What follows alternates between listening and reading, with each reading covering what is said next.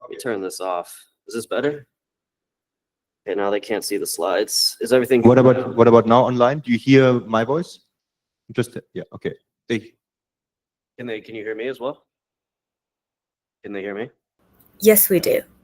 Okay, tremendous. All right. Well, let me start from the beginning. Just kidding. There really wasn't all that much that was interesting beforehand. Today I'm going to talk to you about some of the questions that I've been exploring from a societal perspective, specifically in the development of large language models that can be deployed for sovereign AI purposes. So one of the hats that I wear in Switzerland, or two of them that I wear beyond being the director of the NLP lab, is that I'm one of the co-directors of the Sovereign AI Initiative in Switzerland. And within that larger initiative, I co-lead efforts to develop kind of large-scale language models. And so a lot of the focus of my talk today is going to be around, what our thinking is in Switzerland around these issues, and specifically what type of research we do in pursuit of those goals. So I guess to start off, many of you have probably seen a slide that looks like this quite a bit in many talks, specifically talking about the growing capabilities of AI systems. Essentially, as shown in this plot on the left here, the models that we train, the systems that we build are just getting a whole lot better at performing a lot of tasks and being used in different ways. And that's awesome. If we think about where AI was 5-10 years ago compared to where it is today, it's essentially a gigantic step function in terms of the new capabilities that have been unleashed and continue to come. However, one of the other changes that this is causing in the world is an increase in regulation around AI. So this rise in capabilities, particularly I would say paired with the centralization of AI development in general, kind of creates these concerns around AI deployment that nations and international bodies are really choosing to meet in different ways, often passing local regulations that can vary among places. I can tell you, being in Europe, we actually probably have one of the most restrictive AI regulatory environments, with the EU AI Act. And I don't mean restrictive as though it's a bad thing. I just means that, complying with local AI regulations generally takes a bit more work than in other parts of the world. And what this can do, this rise in capabilities without necessarily much thinking about, how the processes by which we achieve those capabilities intersect with regulation and the corresponding regulations they intersect with, can generally create conflicts between, let's say, model providers and nation states, as the developed models may not necessarily adhere to the types of local regulations that these places have.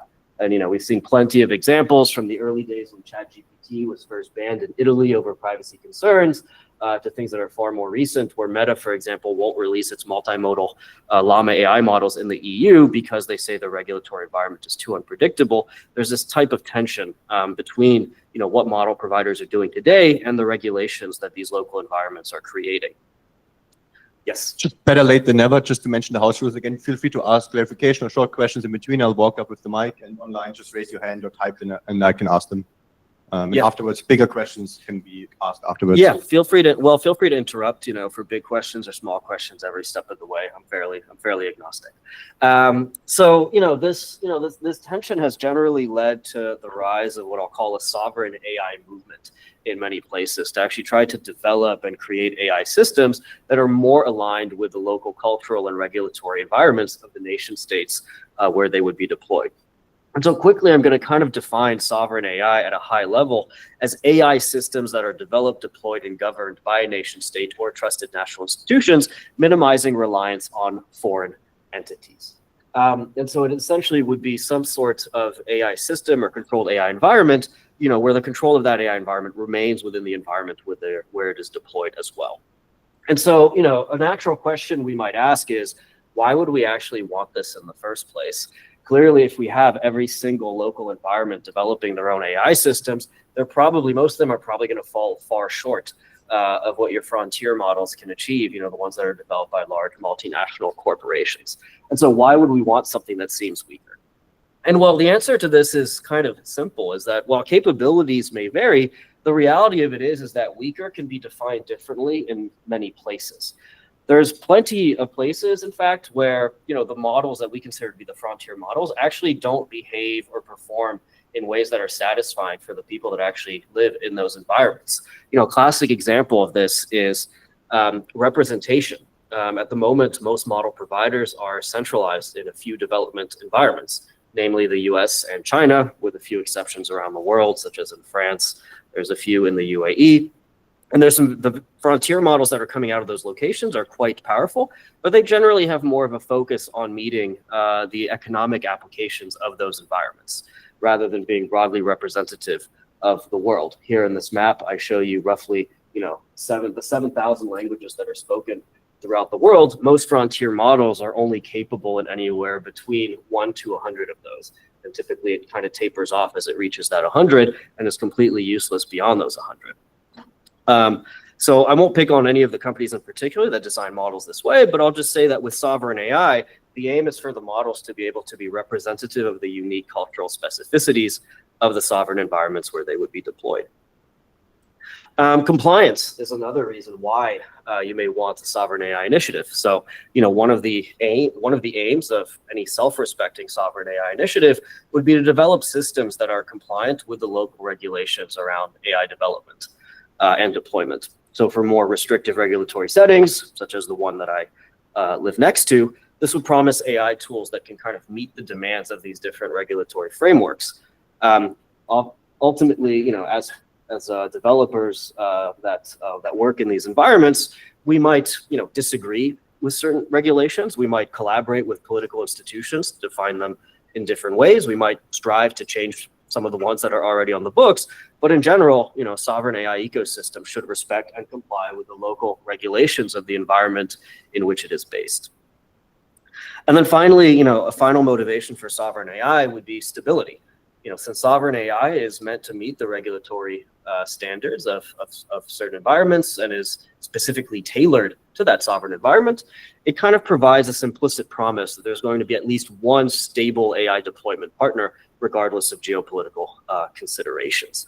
So, all of these different cases where AI was either pooled by a model provider or blocked by the country itself, regardless of how these kind of considerations play out, you'd at least still have one AI deployment that would be available in the sovereign AI setting.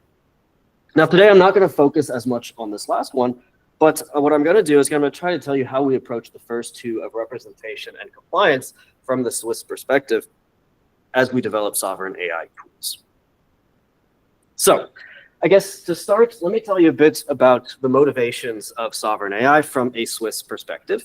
I'm from an institute in Switzerland, and Switzerland, like most other sovereign states, is a fairly unique place. But what's interesting about Switzerland is that a lot of that uniqueness stems from how representative any Swiss solution has to be with respect to the rest of the world. So as a starting point, Switzerland has 4 official languages: German, French, Italian, and a language called Romansh that is actually only spoken in one particular canton. That's our equivalent of provinces in a mountainous region. And then it has multiple dialects, of this particular Romansh language as well. However, Switzerland only has around 8 million people as well. So the minute that you actually want to create something, either a product, a solution, anything like that, you're really going to have to expand beyond the Swiss borders and go off into Europe. And that means that now you're operating in the European environment, which means that if you want your solution to be adopted, it really needs to at least address the 24 official languages of the European Union. There's another 250 local languages in Europe that are spoken. And as I mentioned, Europe has probably the strictest regulatory environment around AI. Complying with those regulations requires, kind of unique solutions as well. And then finally, Switzerland generally has sectors that work with communities all across the globe. So we have 46 international organizations that are headquartered or primarily based there, such as the UN, the World Health Organization, UNICEF, over 750 plus NGOs that work with a variety of partners globally. And so typically when these organizations have a question about how AI could perhaps be used to solve one of the problems they have, what they do is that they go and approach, myself or other researchers in Switzerland and see whether, the types of solutions we're developing could be useful for them. So really any sovereign AI solution in Switzerland really needs to be able to address the use cases of these kind of impactful users. And that, makes things quite difficult because these NGOs can work with users that speak thousands of languages, for example. So really, even though Switzerland is kind of a small country, the impact that we can have on a global stage essentially requires taking these considerations into play very broadly. So given all these challenges, it's kind of worth wondering, why should a small country like Switzerland take on any sort of sovereign AI challenge? And there's kind of, two main reasons for this. The first is that we actually, have infrastructure for sovereign AI development. So recently we inaugurated our public supercomputer, which is still managed by academic institutions with around 11,000 GPUs. So that's typically enough to train, at least once frontier scale models. You can't keep doing it over and over again. It takes a while, typically a few months, but you can actually scale up the solutions that you prototype at scale. And the second is that we have quite the community for it. We have fairly strong public institutions. And when we kicked off our sovereign AI efforts, we had over 80 research groups throughout Switzerland, over 1,000 researchers, 12 plus institutions who wanted to participate. Now, naturally, not everyone there works on developing sovereign AI LLMs full time, but it does provide, quite a substantial community to turn to based off, what are, the state of the art techniques that need to be thought about, what are regional dimensions that need to be thought about. If you need volunteers for a particular development sprint, it can be quite valuable. And that allows us to use this infrastructure quite effectively for these purposes. And so it also allows us to kind of build a diverse, community of applications that we work in. So we have folks that work in kind of foundations of foundation models like LLMs, multimodality, AI safety, but then also folks that explore kind of key verticals like climate science, AI for health, AI for education. And we've recently opened up the scope of our activities to any vertical where a foundation model could have an impact. In fact, it's this that gives our community of ideators, the ability to realize some of their most ambitious visions. We actually take a lot of these sovereign AI funds and we make them, we kind of make them open for applications in these sort of large call for grants that allows kind of ambitious R&D projects to be achieved through, the allocation of large compute grants, often 500,000 GPU hours or more. I guess for a bit of context, that's the equivalent of around 64 GPUs running nonstop for a year, 500,000. That's quite a bit of resources to actually dedicate to a single project, but that's like a minimum in general. You can actually get far more. And right now we're currently in the process of distributing around 15 million GPU hours of compute time. And, I think the project that's asked for the most asked for around 7.5 million. They're not going to get all of that, but they did ask for it. And by the way, if this sounds inspiring to you, you should reach out about collaboration opportunities with folks throughout Switzerland. When the initiative was putting together these calls, we actually made the decision that international partners could also partake and be part of these projects. So if there's an opportunity to scale these things up.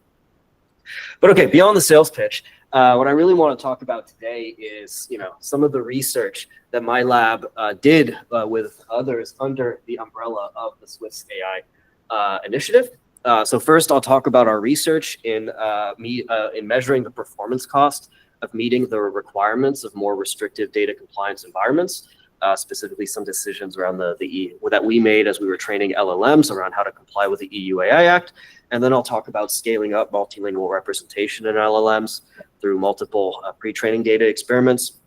And then finally, I'll talk about how we can improve the representation of different cultures and regions in the evaluation stage of multilingual LLMs as well. So let's start with measuring the performance cost of data compliance. So as a quick question, how many folks here have compiled a pre-training corpus before, or kind of know some of the steps that go into it? All right, you know what? Let's. I heard something. Is there a question? One person raised their hand. Oh, all right, cool. Fantastic. All right, so we've got one. I saw like a couple people over there kind of saying that maybe them as well.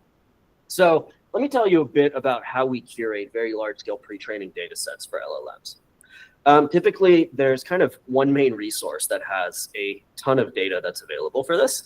And this is typically the web, where it has tons of content that's easily accessible and that can be taken to train these models. And so really, there's many web crawlers that essentially just traverse the web and create snapshots of the content that is on the web at any particular point in time. The obvious case is Google has a crawler in order to index, websites for its search engines. But essentially now every major LLM model developer has its own crawler that goes and grabs data online from the web in order to be able to compile very large scale pre-training data sets. And here what I show you is, essentially the pipeline that was developed by Pinedo et al. That shows all of the steps of pre-training data curation for web data, starting with URL filtering, where you select the online domains from which you want to extract content, text extraction, where you actually scale the contents, language filtering, deduplication, and then a host of quality filters, including removing PII, etc. However, what's important is that this first step is one of the most important ones for data compliance from the perspective of author rights, as it dictates which domains you actually scrape data from in the first place.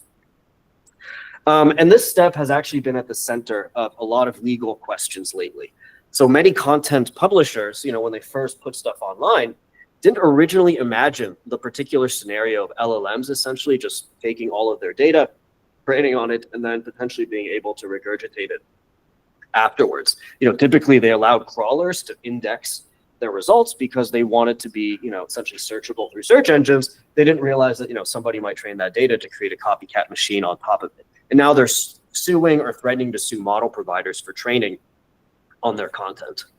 As a first step to kind of prospectively avoid this issue of having their data trained on in the future, they're also restricting access to web crawlers by updating their robots.txt files to block crawlers from scraping their websites.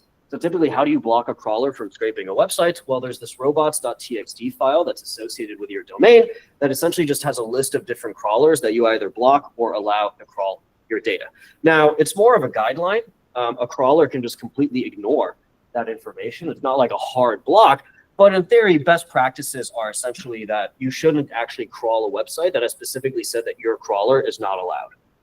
And if you come up with a new crawler, because you're a new company developing LLMs, and you see that a website has essentially blocked every other crawler for LLMs, naturally, you also probably should not be crawling this because it's only a matter of time before your own crawler is going to be blocked. So reputable crawlers will follow the block imposed, but there's also nothing that forces crawlers to respect it. But this naturally begs the question, though, that as more and more publishers opt out of being crawled, and in which case, model providers should actually try to comply with regulation around whether or not they should train on that data and respect author rights. There's a question about what would be the downstream impact of these publisher opt-outs when resources end up being removed from pre-training corpora. Particularly given that most of the domains that are opting out might have more valuable data. I don't have any evidence of that exactly, but they must think it's valuable if they're blocking crawlers from using it in pre-training data. What's going to be that downstream impact?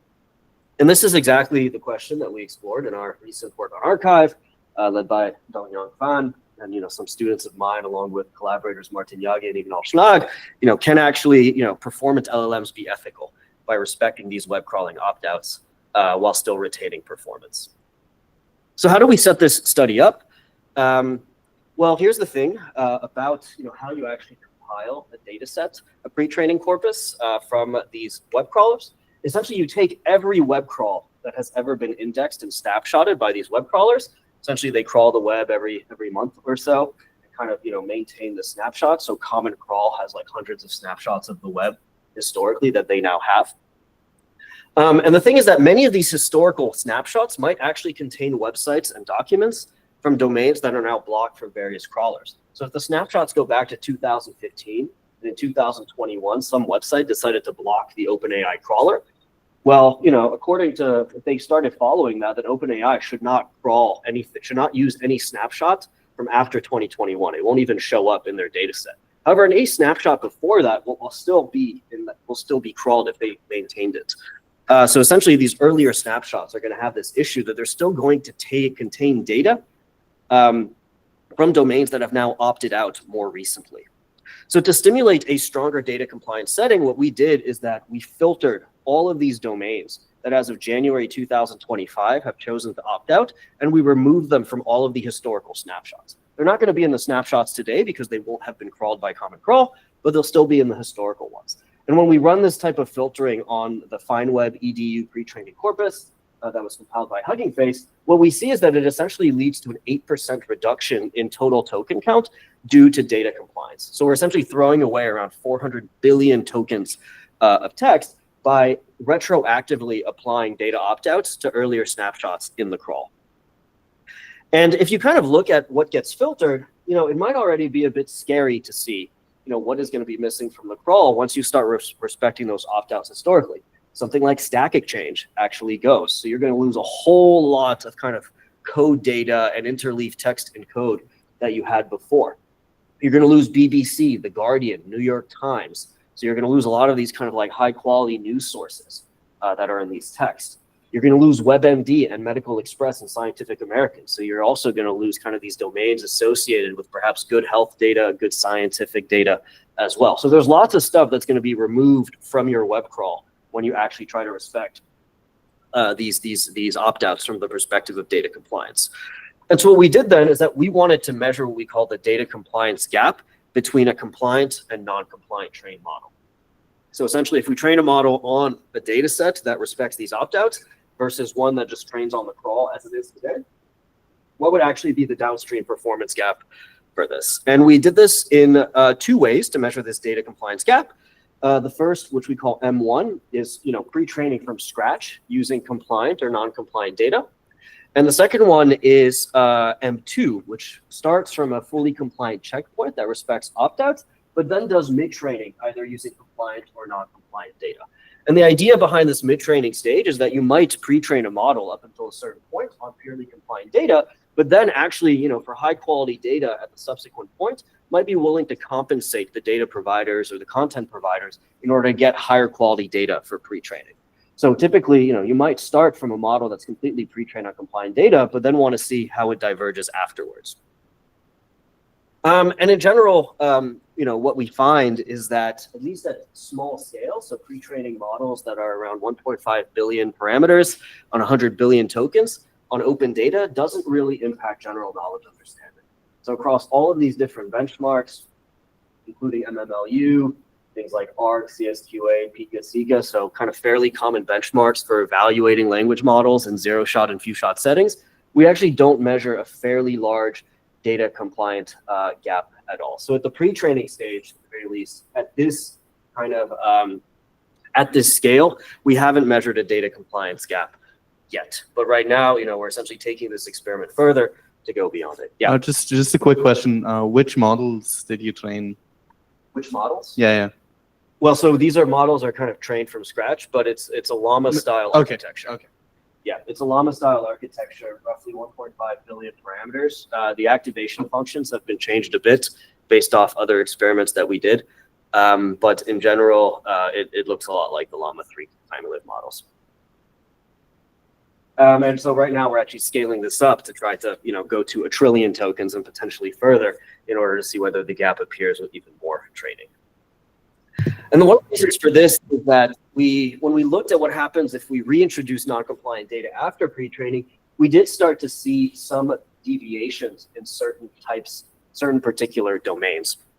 So here, for example, in the way we set up this experiment during mid-training, we took kind of a model that had already been trained on around 100 billion tokens.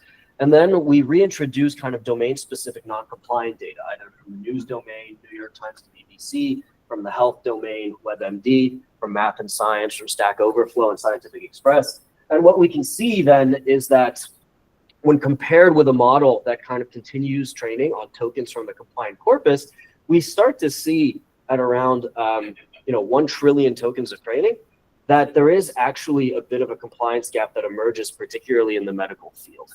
So not having this health data in the compliant corpus essentially hurts us afterwards when we actually want to be able to evaluate on health-related benchmarks like PubMed QA or PNC QA.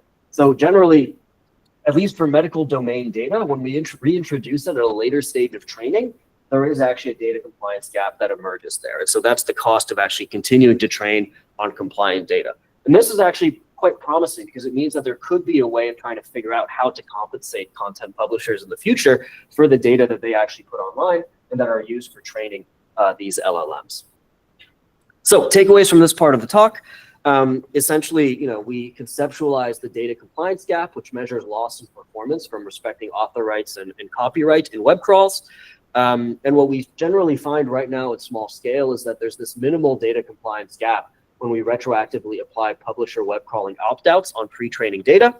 However, we observe some more significant ones when we start actually reintroducing data during mid-training stages. So it's possible that this is quite promising because it means that we may actually be able to find a good way of compensating these content publishers for the value of their data later on. Yep. I just have a question about these robot.txt files. Like, are there stricter options? Like, all I can think of is captchas, but what do websites do to protect more?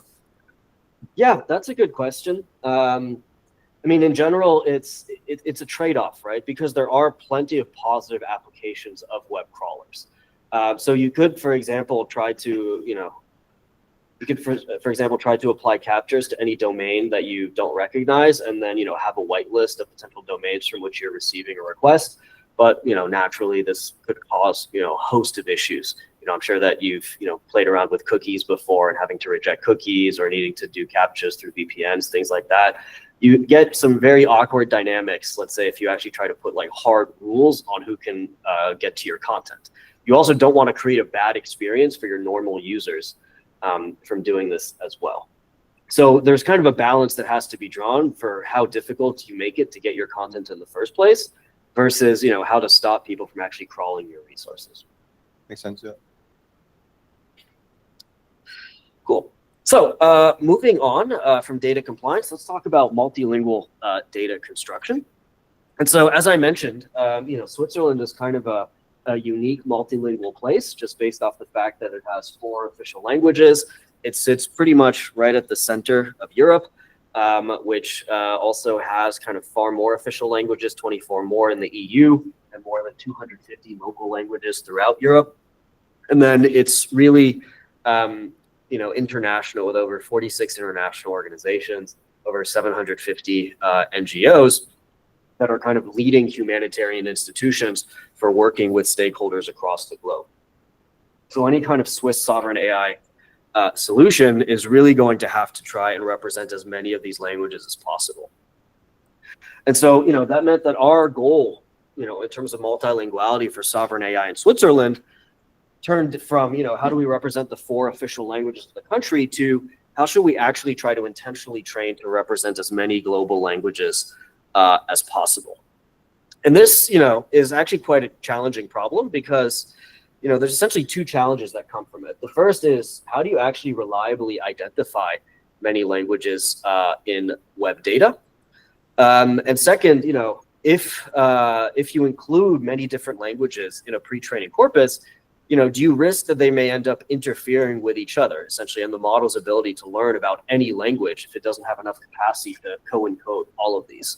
So let's take a look at how we can address both of these challenges. And we'll start with the first one, which is actually a task in NLP called language identification. So going back to our handy dandy diagram here, language ID is used in the pre-training data curation step, roughly in the third stage of this pipeline, called language filtering. And this essentially is after we've selected the URLs from which we're going to crawl data, and filtered the ones that kind of are supposed to block crawlers, and then we extract all the text from these URLs. What we do at this point is that we essentially run a language ID system on all of the documents that we've extracted. This is literally billions of documents, with trillions of tokens. And we filter it based off English. Now, in early pre-training corpora, what we did is that we just threw out anything that wasn't English because only English mattered back then. Well, that's a joke. Nobody laughed, but it's typically what people actually did. If it wasn't English, you threw it out because we only train language models in English. Nowadays, we typically kind of expand the number of unfiltered languages beyond English, but it kind of remains mainly high-resource non-English languages. And almost most of the time, it never went beyond 173 languages. Now, why is that number special, 173 languages? Well, it's because that was roughly the number of languages that leading language identification systems work for. So language ID is actually strongly considered to be like a solved problem in NLP. If there's English text, like a language ID system is going to recognize that as English, it's going to recognize that as French. However, once you go beyond 170 languages, at the tail of those 170, it starts working less well. And then you've still got around 6,830 languages beyond those 170 that are actually much tougher to capture. And that language ID systems were generally not at all optimized for. And so a question that we were asking ourselves is, as we were looking at the fact everybody was using this same kind of fast text-based LID system, was what would it actually take to scale up LID to thousands of languages? This is actually a pretty difficult problem, because unlike most other things in NLP, you can't just like run a multi-billion parameter LLM on this and kind of hope for the best. Like typically for LID, if you're going to run this on 15 trillion tokens at a time, you need something that's highly scalable and highly efficient, because you can't be spending years at a time just trying to classify all these documents every time you do it. And so, there was recent work that actually looked at how we can scale up LID to thousands of languages called Plotly that actually scaled it to around 2,000 languages, but it was a very kind of base solution for doing this based on just collecting data that was in those languages. But there kind of remains some very clear challenges for being able to identify these low resource languages, one of which is class imbalance. You have a whole lot more data in high resource languages opposed to low resource. It's typically what resource means there. And the second one is that for low resource languages, you tend to have an over-reliance on domain-specific corpora. So once you go outside around the top 400 languages, you almost always only have like one resource that you can reliably turn to that is in those languages, and that's the Bible. Essentially, the Bible has been translated to around 1,400 languages. And so you can use that to train language ID systems or train systems in those languages, but you don't have much else. Now, granted, there's more applications in the world beyond religious ones, so it's a good place to start. But you're gonna have some issues if you actually want to use LID systems to reliably find content in other languages, which exists. It just hasn't been kind of automatically recognized for that. So this was work that was led by my PhD students, Nagar Fortan and Paul Taileche and Jahangir Sadaliev, master students in my lab. Now, I'm not actually going to go into the method because, well, it's essentially a contrastive learning method with, some interesting hard negative mining. But, based off time, I just kind of want to say that we did manage to improve language ID and specifically get improvements in low resource languages. So our method essentially got around a 3.4% gain for low resource languages, but an even larger gain for low resource scripts, which is quite important because most of the time if you can't even recognize the writing system in which this language is written, you can't identify it in the first place. But there's actually still quite a bit of room to make improvements in language identification for low resource languages. Here I only show the gain over a baseline LID system based off Glotlib, but these numbers are only at around 70% F1. So we're still leaving a whole lot of text, on the board that we're not recognizing to be able to put into pre-training systems. The high resource base is around 90.5%, by the way. So there's still even improvements to be made there. So now we can identify languages better, but it still actually doesn't solve how we should mix them together. Now, why is this mixing a problem? Well, it's because it's been hypothesized that there's actually this trade-off between language coverage and the performance of a model in each of those languages. This is called the curse of multilinguality, if you've ever heard that term, which essentially states that as you add more languages to a model, its performance in each of those languages potentially drops as you start to get interference. Now, this had only been shown at roughly a scale of 100 million parameters before, which is much lower capacity than the systems that we train today with billions, if not tens of billions of parameters. And so the questions that we wanted to ask were, does increasing multilingual data hurt performance on English? And does increasing English data hurt performance on other languages? Because regardless kind of what happens in your multilingual representation, you still want your model to be useful in English, which is generally kind of a central language that is used in many places, even for business purposes. So we evaluated these questions under fixed token budgets and fixed multilingual token budgets, which essentially means, given, fixed token budget, how do we trade off multilingual versus English to maintain performance in both? And then given a multilingual token budget, which tends to be more limiting than English, because a lot of the data on the web is English, how much can you increase English without affecting multilingual performance? Yes? So it seems tricky because you're saying it's about increasing multilingual data, but it's about fixed token budget. So actually you are reducing the other goals. Yes. Wouldn't you say that it's equal to fixed model capacity instead? Okay, so what's that? Model capacity number of parameters. Yep. Number of Yeah.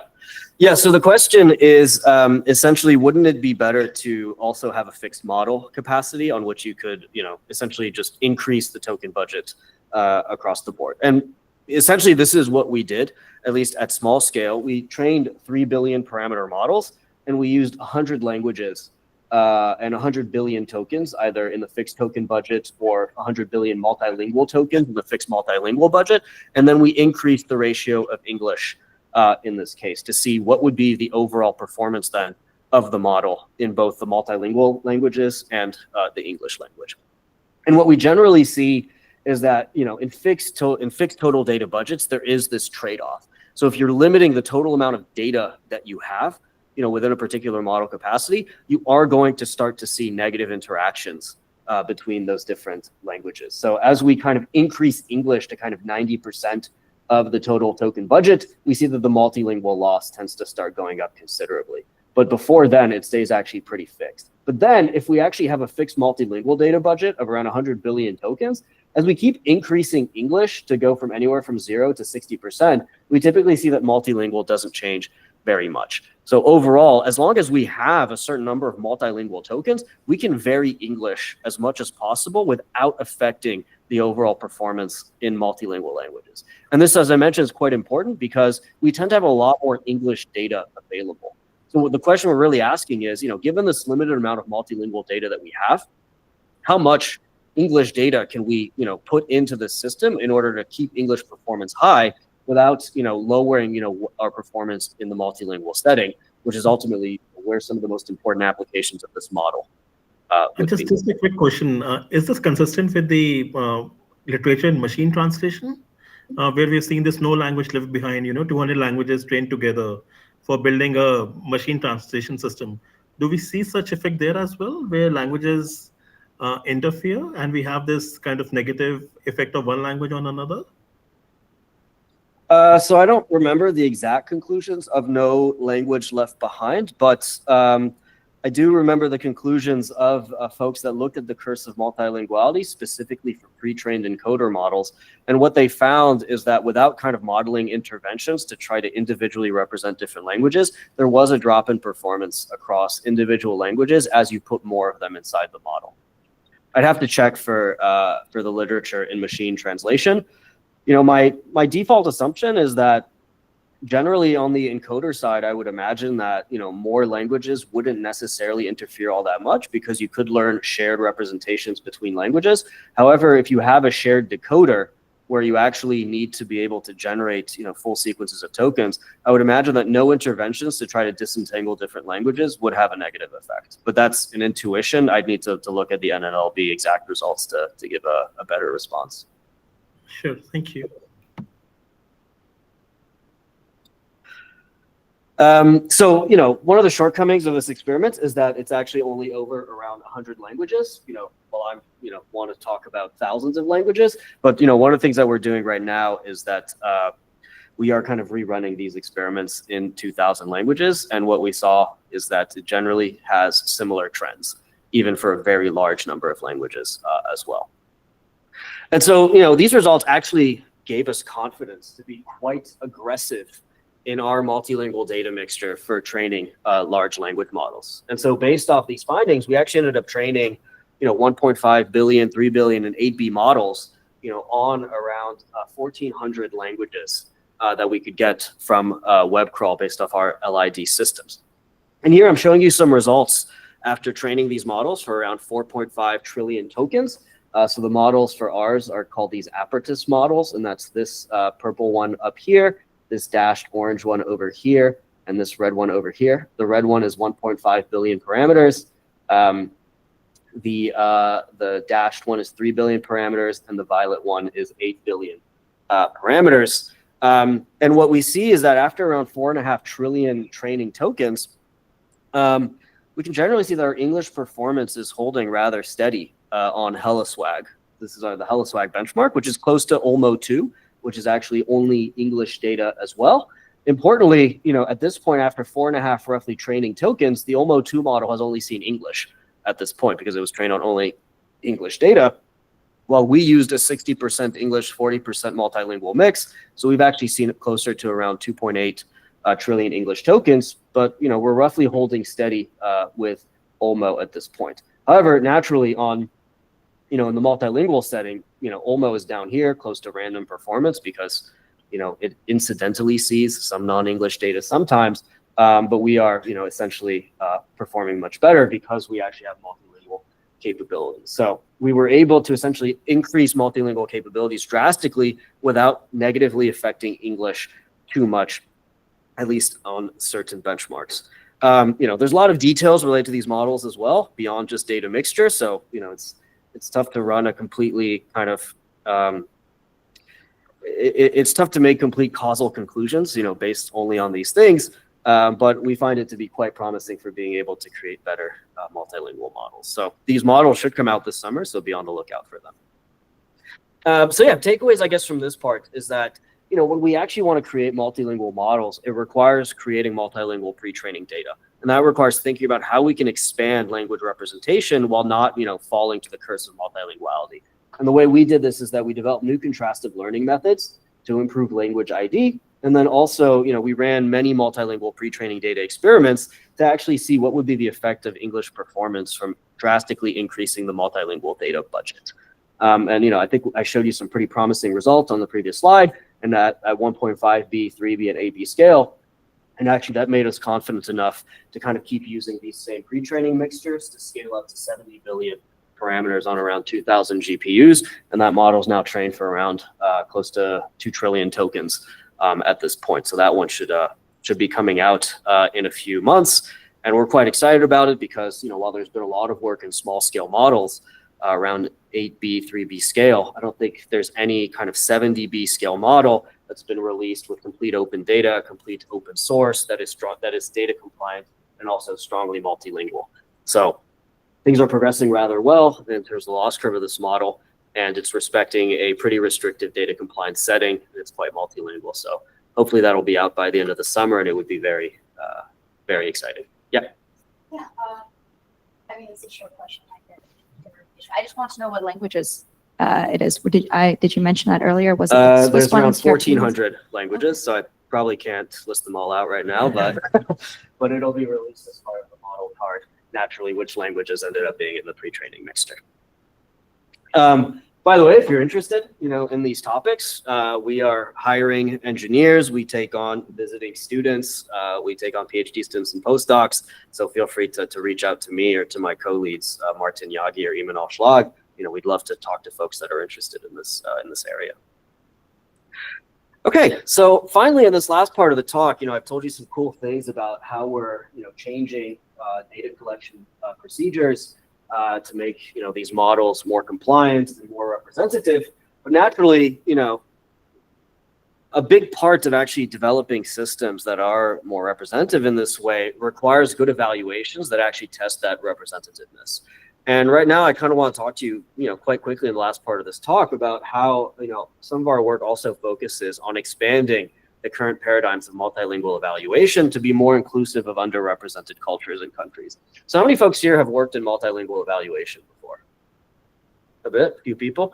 What do you think is the biggest problem in multilingual evaluation?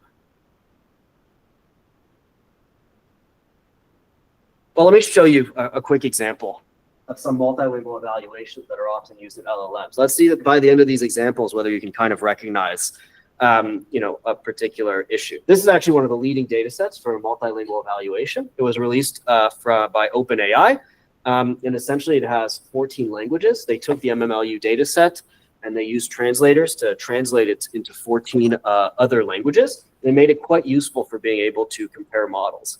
So who thinks they've already seen the issue with this type of evaluation? All right, one person. All right, let's do another one. So this is the Okapi Open Multilingual Evaluation leaderboard. What they did is that they took MMLU and then ARC and HelloSwag and Truthful QA, and they translated it into 29 languages. So now it provides an even broader set of multilingual evaluations across 29 languages and 4 different tasks. Who potentially is starting to seeing the issue with this benchmark and the previous one? All right, we've got another hand, but we've lost one, so who knows at this point. We're gaining a few more. All right, let me give you another one. So this is the European LLM leaderboard, and it essentially takes the same benchmarks, ARC, GSM8K, HelloSwag, MMLU, Truthful QA, and it translates them into all the European languages. or a good benchmark for European applications. So same data sets, but only European languages. So who's starting to see like what might be the problem with the way that we do multilingual evaluation? Raise your hand real quick. All right, who wants to say it out loud? What's the issue? Yeah. And the data don't necessarily capture everything. Exactly. Translated data sets are great because they can provide a good starting point by which you can compare models across the data. But the problem with translated data sets is that they kind of, lose this very important aspect of language, which is that languages and the queries that are posed using those languages often are supposed to reflect regional and cultural specificities of the people that actually speak those languages. I always like this example about regional knowledge, that if you ask a model, what is the blood alcohol limit, for driving, nobody wants to get a DUI. Depending on where you are, that number actually shifts quite a bit. If you're in the US, it's 0.08, which I think tends to be high compared to the rest of the world. In Greece, it's 0.05. In Russia, it's 0.03. In Iran, it's 0 for different purposes, but it is much lower.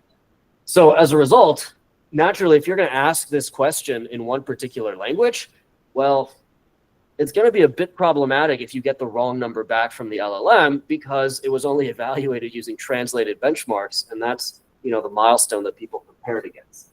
And then, so really, when we're actually asking questions of these models in different languages, we want it to potentially be able to actually reflect the regional specificities of where those languages are used. And this is quite problematic because it probably won't come as quite a surprise, but translated benchmarks tend to evaluate the cultural knowledge from regions where the original source language is spoken, not the one where the target language is spoken. It should seem obvious, but then why are we evaluating multilingual language models in this way? In fact, if you actually look at the cultural tag that could be assigned to different questions in MMLU, around 87% of these questions reflect some sort of Western culture. So it's a bit problematic if that's what we're using for these types of evaluations. So naturally, what could we actually do instead? This is a question that we explored in collaboration with Cohere for AI. That was led by my PhD student, Angelica.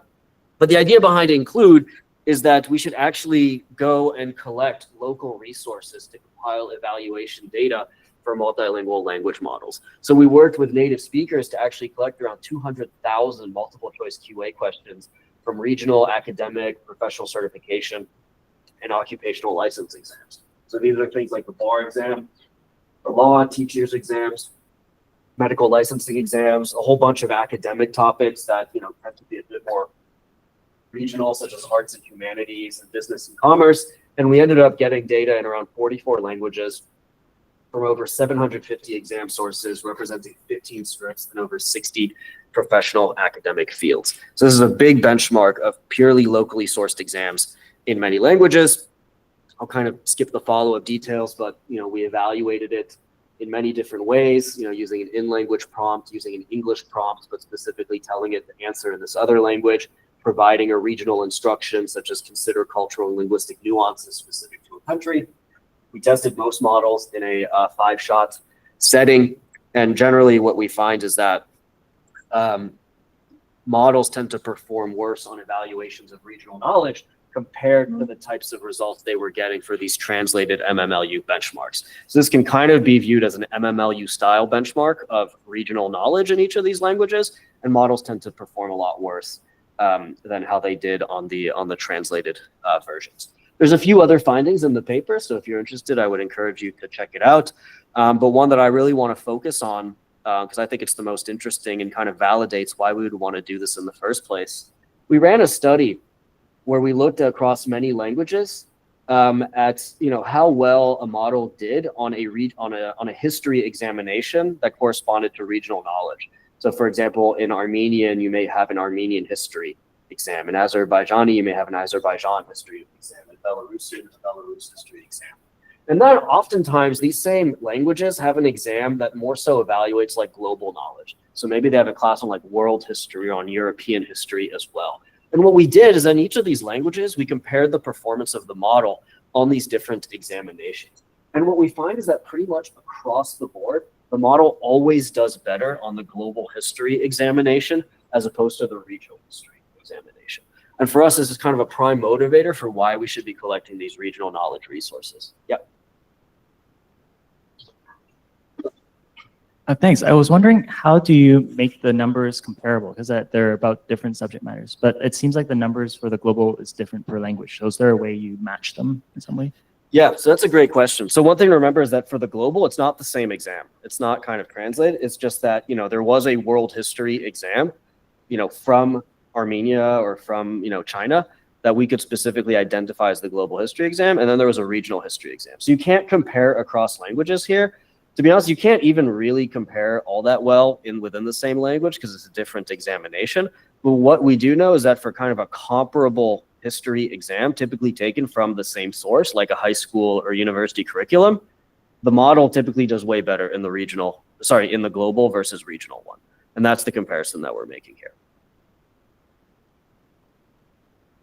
So I guess quick takeaways here, the challenge, with multilingual benchmarking is that typically the common way it was done is that it was translated from English resources, which tends to propagate a Western-centric bias for evaluation.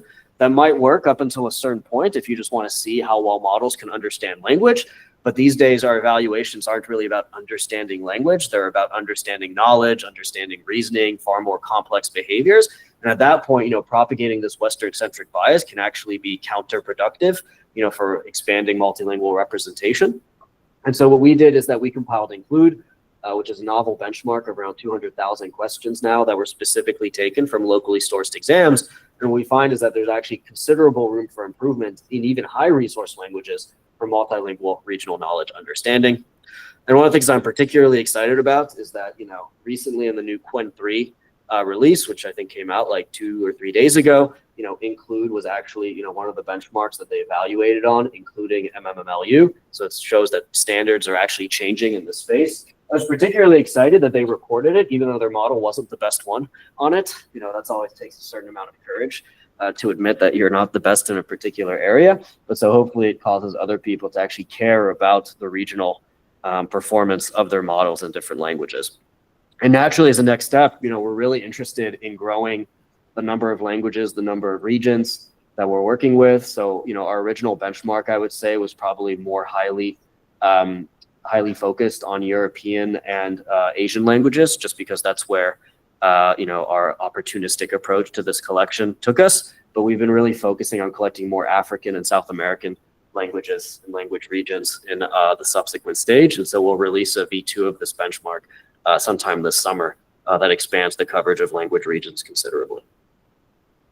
All right, and that's it on my end. Today I talked to you a bit about how we could essentially make models more compliant with local data regulations and how we could increase multilingual representativeness and multicultural evaluation. And really the conclusion around this is that, when we want to build open tools for sovereign AI applications, Switzerland is kind of a nice case study based off the fact that it's in a restrictive regulatory environment around data, but also, an incredibly representative multilingual evaluation environment. And we can definitely do quite a bit of work in data and evaluation to take these considerations into play. So here's a quick summary of the work, but I think I'm running over time, so I'll stop and take questions. The last thing I'll say is that, feel free to actually join us if you're interested in collaborating on these topics. As I mentioned, we have, quite a few programs in Switzerland by which others can become involved in our Sovereign AI initiative. And we still, even as we try to do this development, we prioritize research projects to increase the body of knowledge that we have around these topics. So thanks for taking the time to listen. And thanks again for the organizers for having me here. And thanks, of course, to all the collaborators on these projects, which are the ones that actually did all the work. I just, end up coming around and talking about it. So they're the true heroes here. All right, so thanks so much.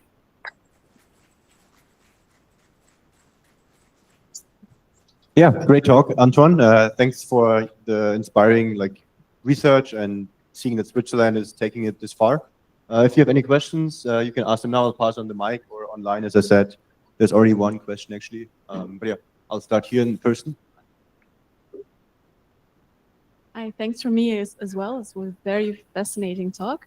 I'm actually researching the impact of prompt language in LLMs myself, so it's very interesting to see the work on that. And if I'm not mistaken, one of the last tables you showed was also about the asking the question in English versus the country-specific languages.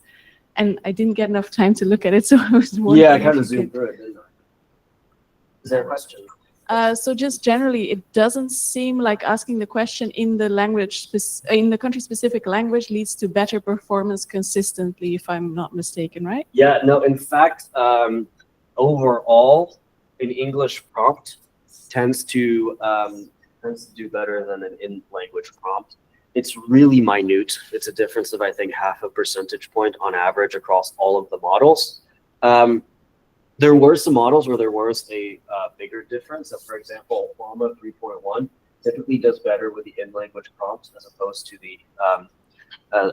the English prompt. But most of the others are roughly in the same place. Although actually sometimes the English prompt is better. Let's say for IA Expanse and QN 2.15.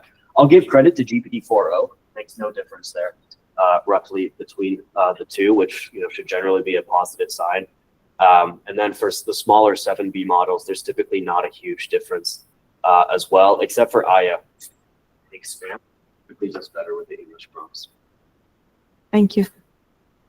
So what I would say, for your own research on multilingual prompting, really depends on the model. Some of them, it'll take you a whole lot of the way. Others, less of an time, depending on how the post-training was done. Yeah. There's one question online from Michael. What impact do potential contradictions have on the local global exams?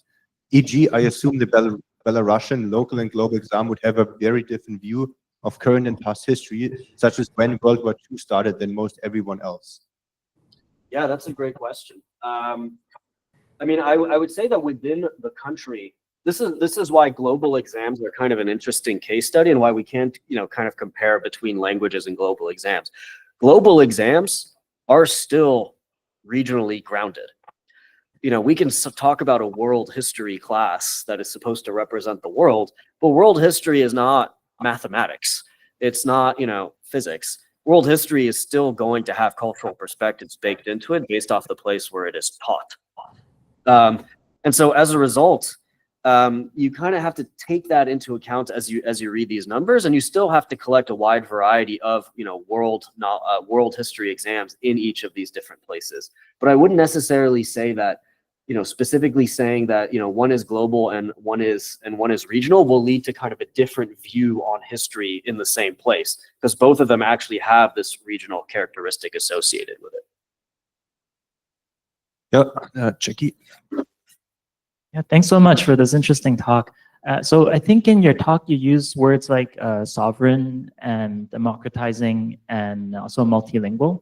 But it seems to me, depending on how you think of those concepts, they might conflict with each other quite inherently. I was wondering if, what do you think about this, and how would you manage these conflicts between these different factors? So for example, like if you're talking about sovereign, then multilinguality doesn't necessarily make sense to scale up to thousands of languages, right? Because sovereign might be, you want the control to be within the community group of that particular language, just as one example. Yeah, no, that's a great question. I would say if I go all the way back, when I say sovereign, it's up to pretty much every location to define what sovereign means for them. Ultimately, like I said, a sovereign AI system is one that would be governed by a nation state or trusted national institutions, which should specifically be optimized for the environment in which it is operating. And so the important thing about sovereignty is that those considerations are set by the nation state or the local institutions in that nation state that are managing the ecosystem. In terms of multilinguality, what we specifically did is, when thinking about the sovereign environment for Switzerland, we eventually decided that this was much broader than just, let's say, the 4 official languages. So when we started, we said to ourselves, okay, this model has to be really good in German, French, Italian, and Romansh and its dialects, because this would be a Swiss model. So that's, how you think about it for the first 5 minutes. And then the next 10, you start to think, okay, but the minute that we would want this model to interact with, let's say, other models, outside of Switzerland or to be used by users outside of Switzerland, well, in the European landscape, it would need to at least be good in the next 24 official languages in Europe. So now you need to include those, and then you need to include the 250 additional local languages. And then you start to think about Geneva and all the international organizations there, who they're, the first people they're going to turn to for AI solutions is you as the researchers and model providers in Switzerland. So now you need to be thinking about all these other thousands of languages that these organizations might work with in different communities as well. And so, I would say that the focus on multilinguality came from our own reflection on, okay, well, what should a sovereign AI ecosystem in Switzerland actually prioritize in order to be usable by the institutions in Switzerland that are kind of impactful and important. And that's why we ended up going for large scale multilinguality. So for us, it's that sovereignty and multilinguality ended up kind of coinciding as goals, simply because of the ecosystem that we have in Switzerland. But in a different place, it might be, quite different. Now, the benefit of this, and this goes to the third thing you mentioned, democratization, is that a model that is quite good in all of these languages can then be used for sovereign AI initiatives in other countries. So one of the big blockers, naturally, of being able to develop sovereign AI tools in most places is having the infrastructure to train and host these types of models. Now, we can't solve the infrastructure issue. What we can do, though, is potentially lower the barrier to entry on the pre-training side, which tends to be the most expensive stage of this type of training, because you need to essentially, train on trillions of tokens with a fairly large model to have something highly capable. If we can take that step out of the equation, it all of a sudden makes these models a whole lot more accessible to different communities. And if we can actually represent, their needs within the model's pre-training mixture as well, that's a benefit too. Awesome. There's one question online from Valentine. I think she's going to ask it herself. Hi, thank you for this presentation. It's basically a continuation of the previous question. Given what's going on in the United States, definitely sovereign AI in Canada is a priority. So I just wanted to better understand your last slide where you mentioned that we need to understand the cultural legal environment, and you specifically chose the words cultural and legal, not necessarily political and economic. So I was curious to better understand what you meant and if you think there are preferred environments. So I chose the words legal and cultural, specifically because in today's talk, I spoke about, data compliance from a legal and regulatory setting and multilingual inclusion from a regional and cultural perspective. In terms of political and economic climates, I would say that these, play into the cultural elements as well. So, when I showed kind of this element around evaluation, I specifically talked about this BAC example for a bit, but the truth is cultural knowledge, can expand to political climate, to, historical perspectives as well. And so is also included in this regional element, even if, I didn't highlight it specifically when I talked about the legal and cultural aspect, but they play a role into it as well. So I wouldn't necessarily kind of keep those out. It's important for these to also be reflected in the models when you actually want to deploy these models in an environment where that climate is different. Thank you. Okay. Are there any more questions online or in the room? Cool. Okay. With that, I'll thank everybody for attending, and I hope you enjoyed the bagels and the talk. Bagels first, honestly. Yeah, and I think that for some people, there's also going to be meetings with Antoine in the afternoon, and Marius is coordinating that. Yeah, enjoy the weekend. Bye bye. Thank you, and thanks for Benno for organizing as well and bringing all the bagels. It's special.